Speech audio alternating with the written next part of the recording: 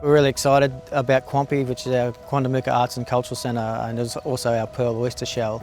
And we're excited that by 2025, early next 2025, we'll be officially opening our first exhibition to the public. It's a milestone moment because we're actually finishing construction this year, not far off it. The fact that it is a facility of the highest international museum standards for the region, it means it is a regional museum on a beautiful island in Moreton Bay area.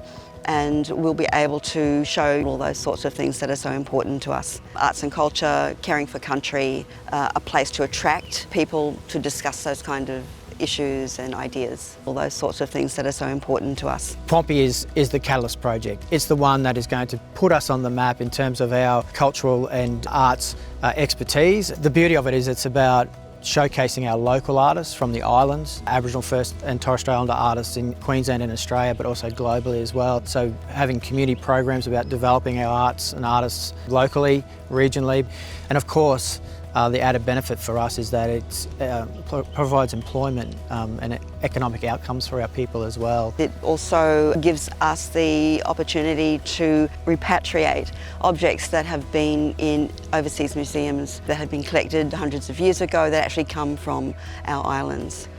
I think this is really a game changer. It's going to make such a huge difference as far as the appreciation of Quandamooka arts and cultural practices and also arts and culture of other First Nations artists.